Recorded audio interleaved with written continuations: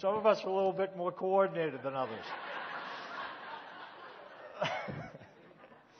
A storm is the product of the collision of two weather fronts. When cold and warm weather fronts collide, storms result. And the results of storms are both beneficial and destructive.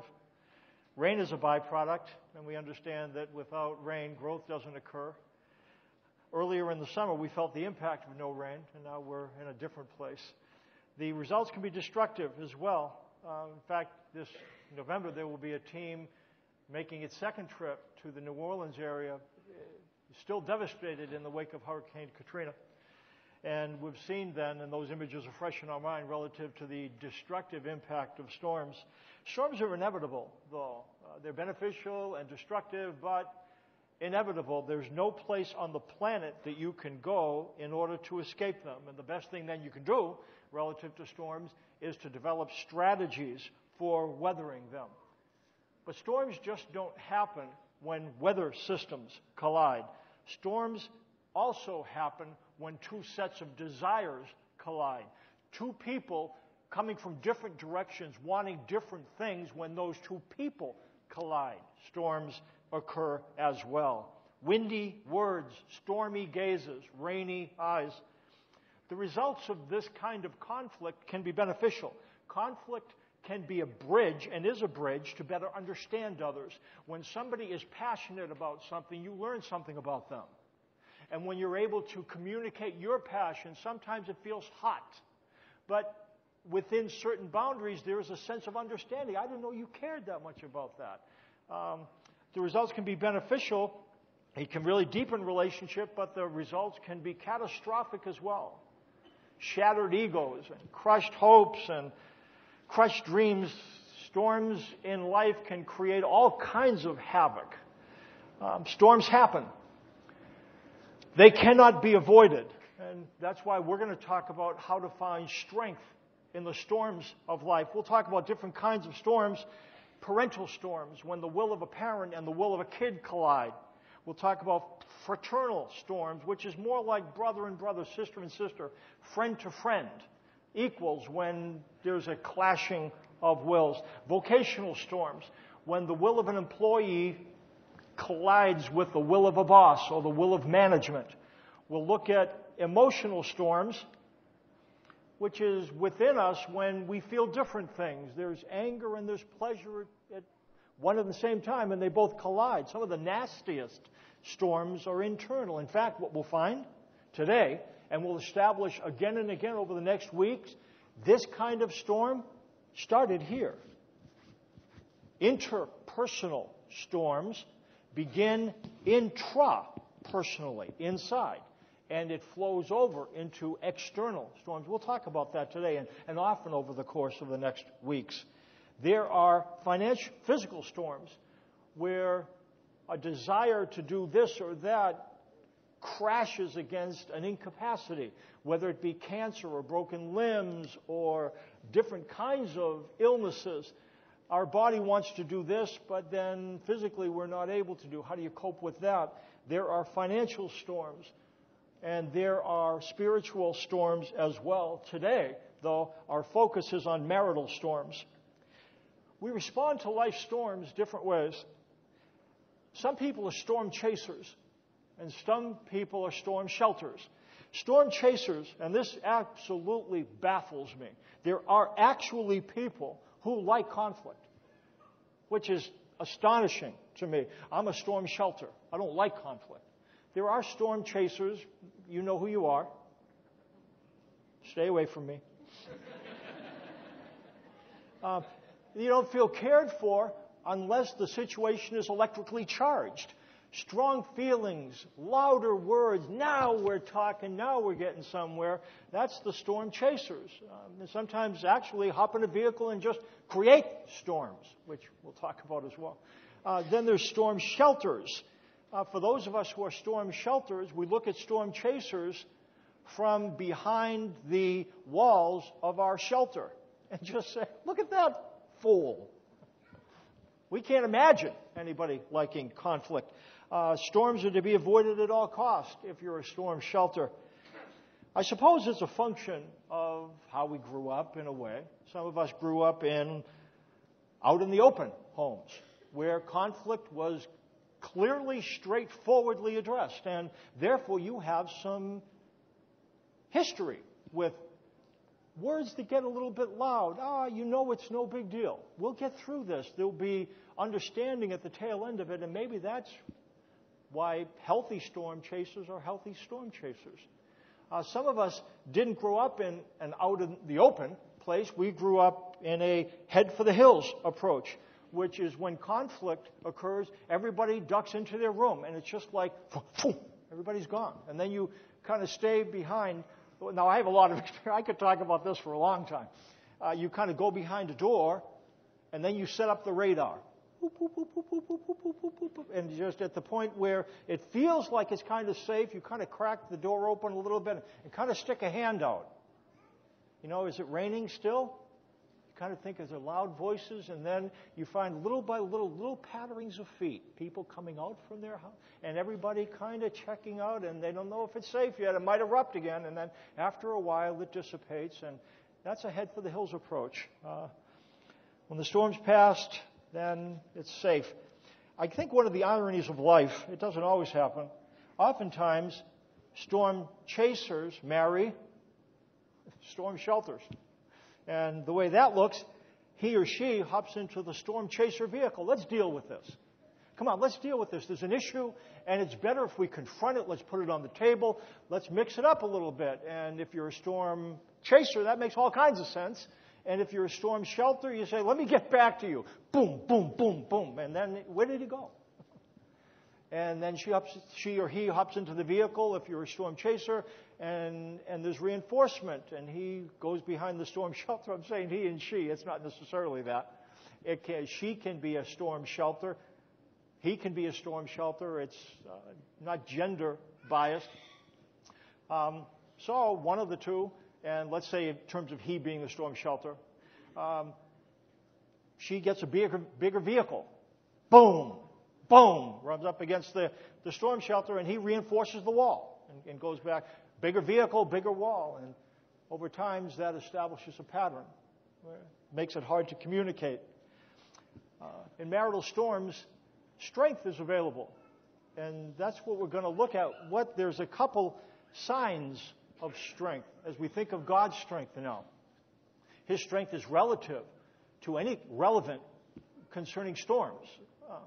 And what signs of God's strength are two. Number one is endurance. Too often, people who claim to speak for God infer that God's strength enables Christians to avoid or eliminate storms. That if you were more spiritual, then there would not be any conflict. There would not be any storms. This is not the case. Strength from God is not associated with the avoidance of storms, maybe tempering them. We'll find some verses. But it's more, well, look what it says in the verse. Look at the first verse, Colossians 1:11. It says, strengthened with all power according to His glorious might. So strengthened with all power according to His glorious might, so that you can avert storms. Is that what it says? So that you don't ever have to deal with conflict. Is that what the verse says? What is the impact of strength? Does it enable you to walk on water and so create places of placid peace where no conflict exists? Some people who claim to speak for God don't say that overtly, but that's the sense that you get. If I'm in conflict, something's wrong. Is that biblical? Would I have less conflict if I was stronger? We'll make some points, but look what it says. Strengthened with all power according to His glorious might, so that you may have great endurance and patience.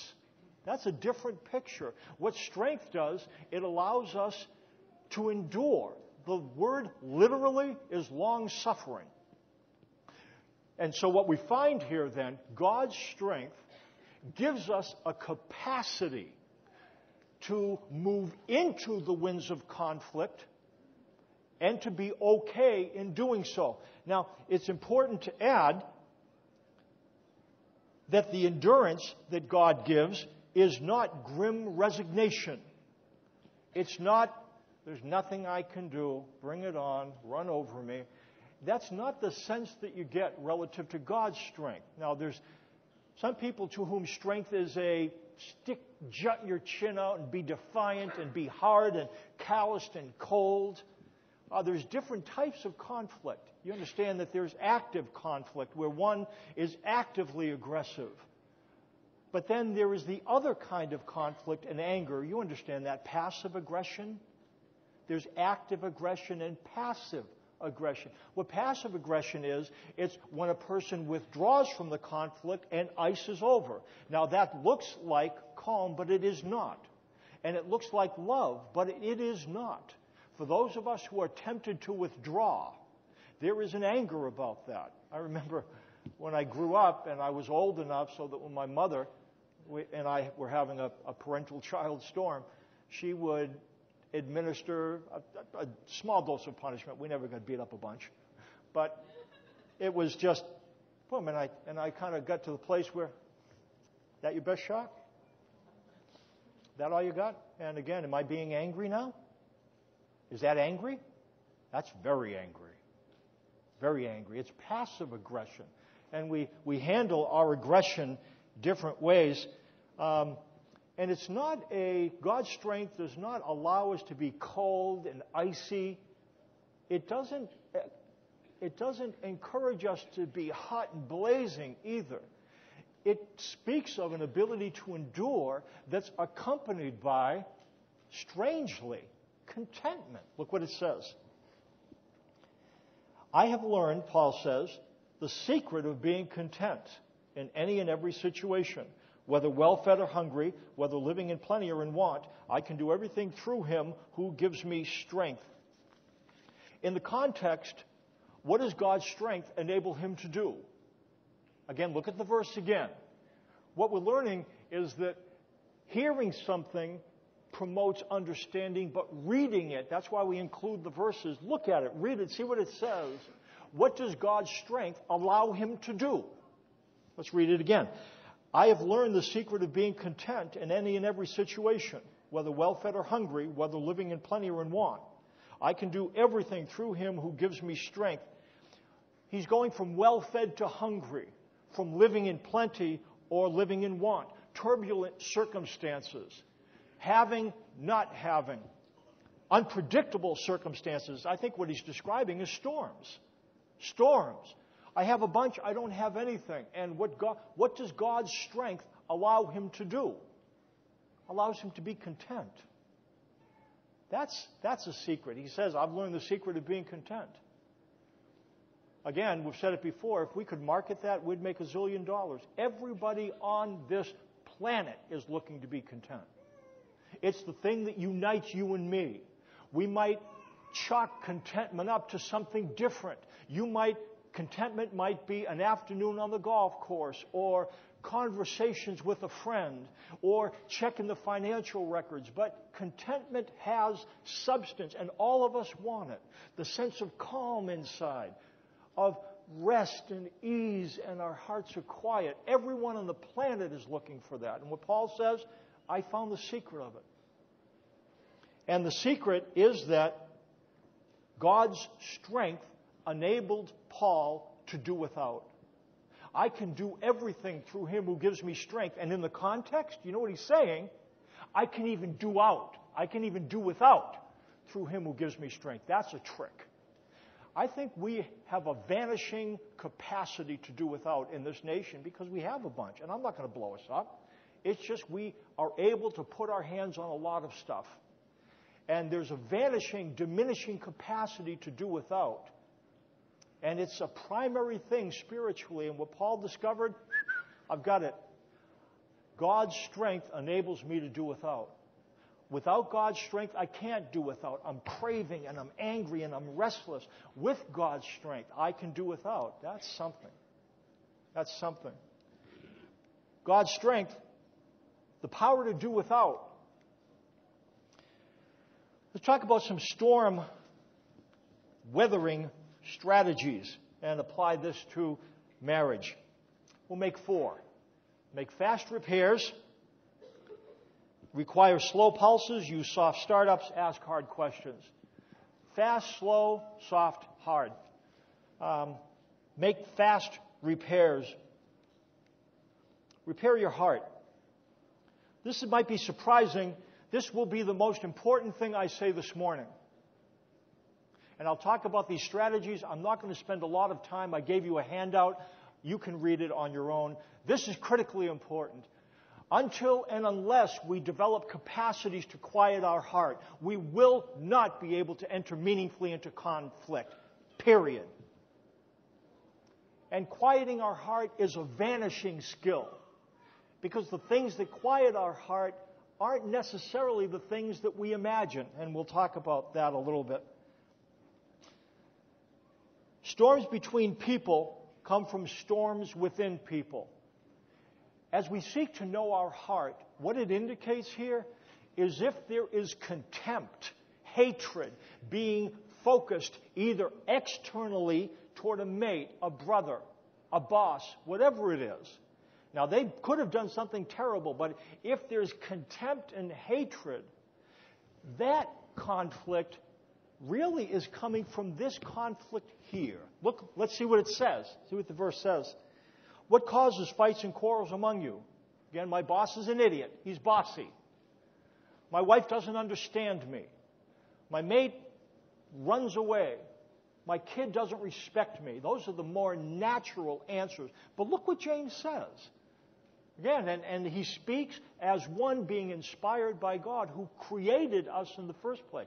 Look what it says. It's a striking verse. We'll allude to this often over the course of the next couple months because we're going to learn together how to weather storms better, no matter what kind of storms that they are. It says, what causes fights and quarrels among you? Don't they come from your desires, literally pleasures? That's the word. Pleasures that battle within you, that wage war within you. What causes fights and quarrels among you? It's your pleasures that wage war within you. And it goes on. You want something but don't get it. You kill and covet, but you can't have what you want. You quarrel and fight. Where does this come from? Between a husband and a wife, a parent and a child, where does this come from? It comes from here. Pleasures that wage war within you. War, the word for war, biblically, it comes from the word to spread out, which is interesting. War comes from a word meaning to spread out. You know what war is? It's what you do when you want to increase your territory, when you want to expand control, when you want to expand occupation. I have this little land. I want to control that land. What do I do? What do I do? I go to war. And when I subjugate those, now I control this and this. And what it indicates here, pleasures wage war within us. They have this much of our life. They control this much of our mind, emotion, and will.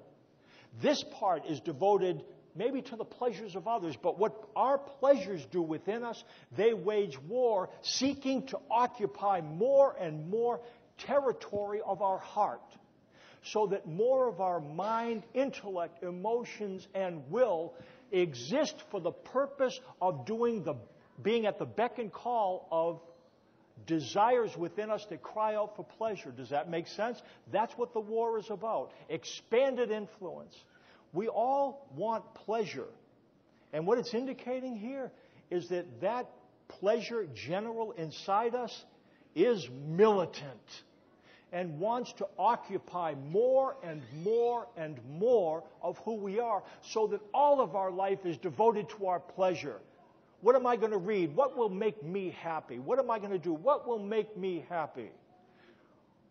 What am I going to give? What will make me happy? And that's what the war is about. Aren't we supposed to be happy? You know what the Bible is going to indicate? If we pursue pleasure, we never find it. Because as a general, it's never enough. It's never enough. We don't get what pleases us. It seems to say pleasures bark out orders and desires do the will of the pleasures. Yes, sir, I'll go speak to that. And so we end up trying to get what we want. And when we can't get it, we scheme to think about how to get it. We kill and covet. We say mean things to people, or we kind of curry favor with people in order to get what we want. And again, this is what we do. Everybody on the planet deals with stuff like this. When we don't get what our pleasures dictate that we desire, we have agitated hearts. You know what an agitated heart feels like? You do. An agitated heart is when you've set your mind on something, your heart on something, and she said no. You felt that? It feels awful, restless, agitated, like seas. If you've ever seen a storm at sea, the waters churn and foam. That's what it feels like inside. Some of us are more aware of it than others. All of us have stormy insides. Some of us freeze it over and we lose touch with it. But for all of us, frustrated desires for all of us, you and me, for all of us, it's the most difficult thing in the world for us to manage. Because it's inside and it just feels terrible to have an agitated heart. What do we do to calm it? We try a couple of things. We can focus on our desires first. What do I want? I'll satisfy my desires. I'll get what I want. If I have to eliminate that person, I will eliminate them. If I curry favor with that person, I'll curry favor with them. We try to satisfy our desires. What do I want? I'm going to go after it. Sometimes when we can't do that, we try to silence our desires, which is we pretend that we don't want it. See, and I am not going to tell you any time during the next 2 months, so stop wanting. That's stupid. We don't have the capacity to control that. So, I'm saying we're going to have a conflict inside. I guess, how do we manage it effectively? Some people try to pretend, I don't want that thing. You can't silence your desires. You know what ends up happening? They come out sideways. You don't bury them, you bury them alive. And they'll find a way to come out. They come out medically sometimes, or when you have something at work that you really want, you don't get, and then your kid comes and you know what that's about? It's about what happened at work. And you said, it's okay. It's not really a big deal. But it was a big deal. It came out sideways at your family. But sometimes within Christian circles, we play this game. You just have to learn to want just what God wants. There shouldn't be any conflict. That's wrong. It's not the truth. We have to learn to wage this battle. All of us are indwelt by several sets of desires. Sometimes we try to submerge them. You know what that's about? I'm all upset, and so I'm going to go out on a spending spree. Because when I spend a bunch of money, I forget how agitated my heart is. Or when I down a couple of drinks, or 6 or 7 beers, or I look at the stock market report, or, there's a number of things. Sometimes it's abusive between husbands and wives. And there's a pattern of physical abuse where things get going, and then one slaps the other and temporarily it causes something, okay, I feel okay for right now, but it comes back. And again, we've said this before, when the thing, don't turn the other cheek, it does not apply for domestic violence. And if you've been hit and somebody has said you're supposed to turn the other cheek, you can tell him that I told him that is not what that means. That's a blow of insult. It's not a haymaker. It's never appropriate. It's not appropriate for you to take it. It's not appropriate for them to give it. Again, it's a difficult thing. Submerge our desires. What I'm going to suggest, focus on His promises first. This is the second thing I'm going to say that's important. I already forgot the first one. No, I didn't. You have to repair your heart. And then focus on His promises first. You will focus on your desires. Just don't focus on them first, because if you try to satisfy or silence or submerge them, guess what? Satisfy your desires, silence your desires, submerge your desires. If you want to write something in your worship folder, never enough. How much do you need to satisfy your desires in order to have a quiet heart? The answer is, you'll never get it. Never get it. How about silencing? What do I have to do to really silence my desires? You don't have the ability to silence your desires. How much do I have to drink in order to cause me not to feel that agitation? There's not enough alcohol in the world. There's not enough money. There's not enough influence. Never enough. Don't focus on your desires first. You will focus on them, just not first. Focus on His promises first.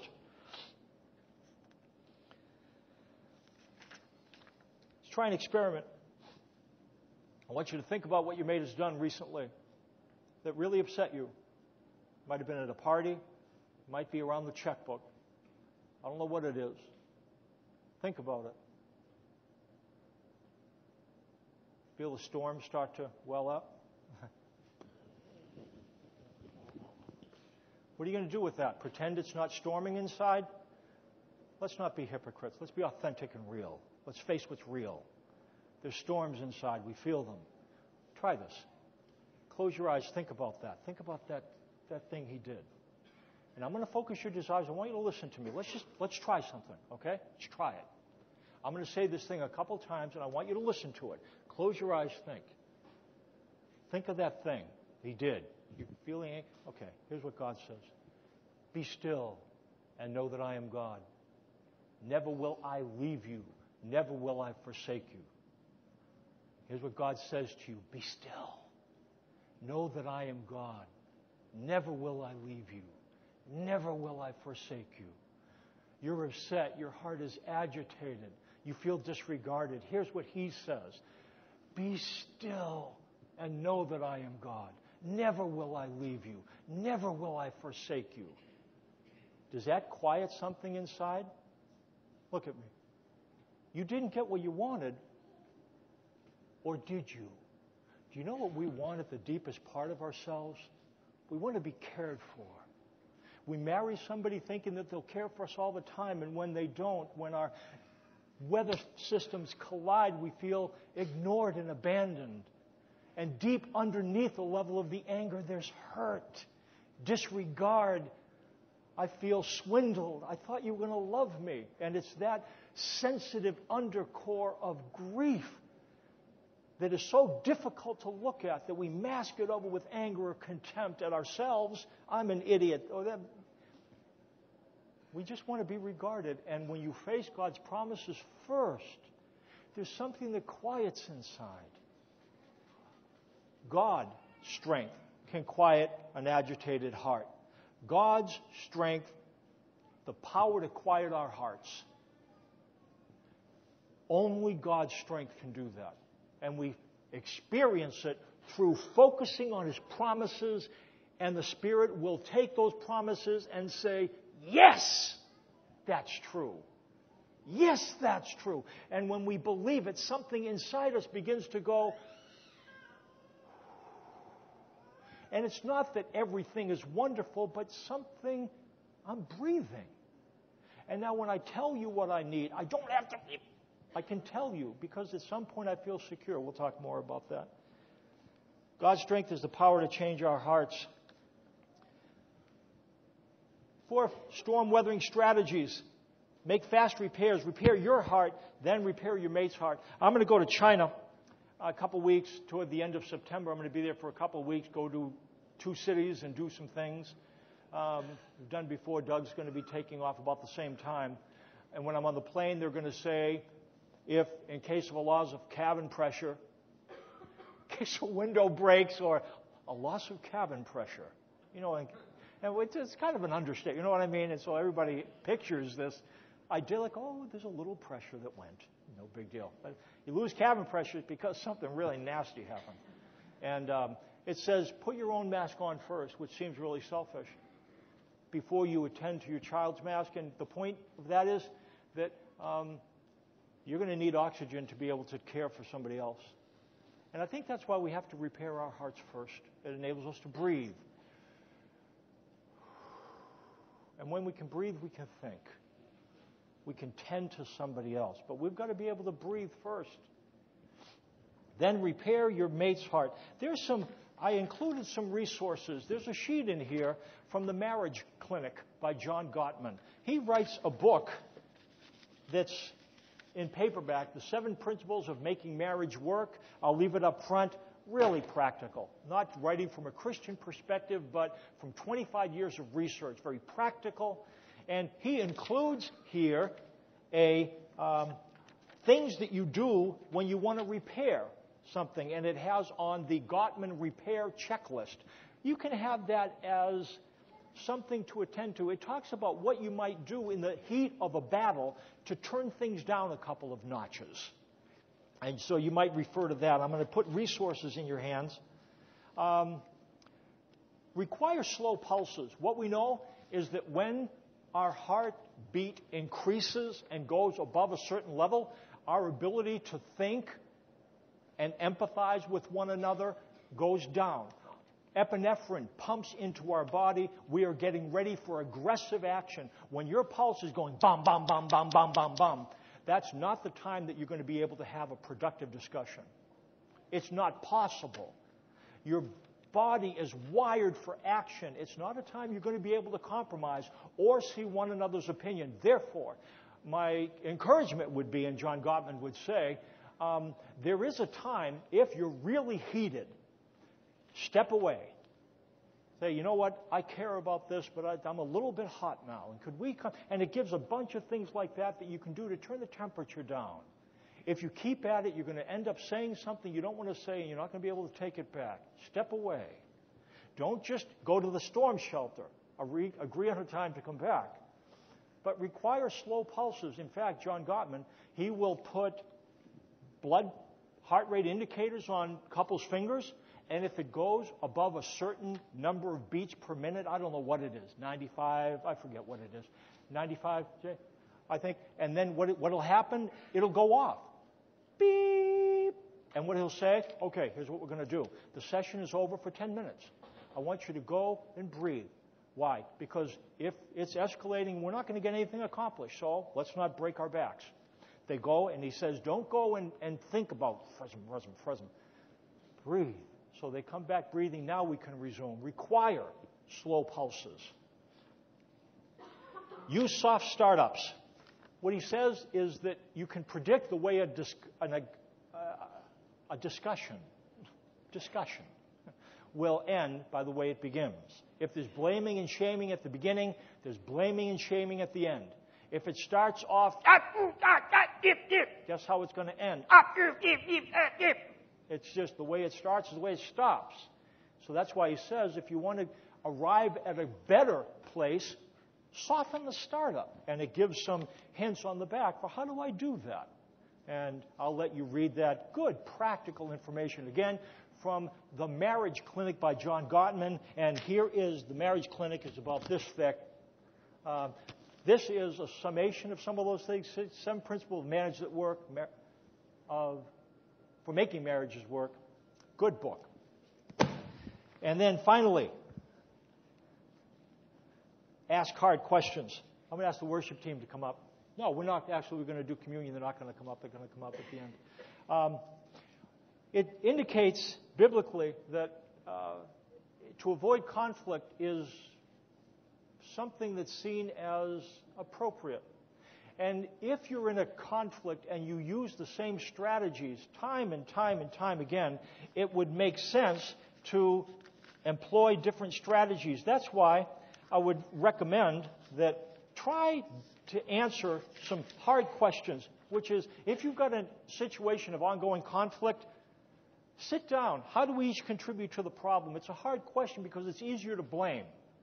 Don't. How do we each contribute? What past attempts to solve the problem haven't worked? It's amazing. A fool is defined as somebody who uses the same means even though they don't go to the end that he wants to go to.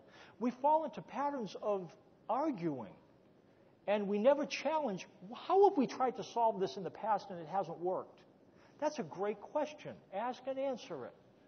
You know, I try to harangue you, and then you back off. And then, what are some other solutions? And decide together which one will we try and how will each of us work toward this solution.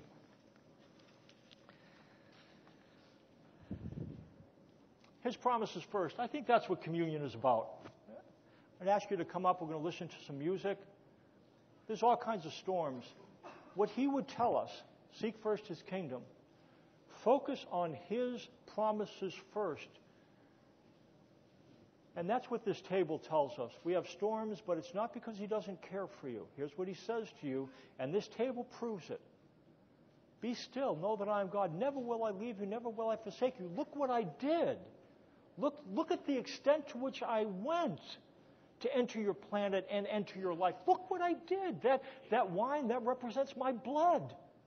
The blood of the Son of God Himself. The bread represents His body. I am not holding out. I am not holding back. Trust me. Think of my promises. Quiet your heart. You're going to face storms. You don't have to face them alone. That's what communion's about. It's about looking toward the promises of a God who spanned in order to care for us. Sometime during the first song, come on up, grab the elements, eat the bread, drink the juice, and think about what God did to express to you how much He cares and how much He wants to walk with you in your storm. Father, I wish we didn't have to go through storms. I don't like them. I'd rather hit the shelter, but they happen. Would you teach us storm weathering strategies? I guess from this morning, would you help us to become more adept at quieting our heart using your promises? We try to quiet our heart by getting what it wants or silencing or submerging it, and it never is enough. And you tell us that as we lean into the fact that you are God, you never will leave us or forsake us, it promotes a quiet that nothing else can, a strength, provides the power to do without and to enter sanely into conflict rather than insanely. Continue to talk to us about this, Father, so that we can be more authentic, confident, strong followers of yours. In Jesus' name, amen. Hope to see you out at the Lamb. Check it out together.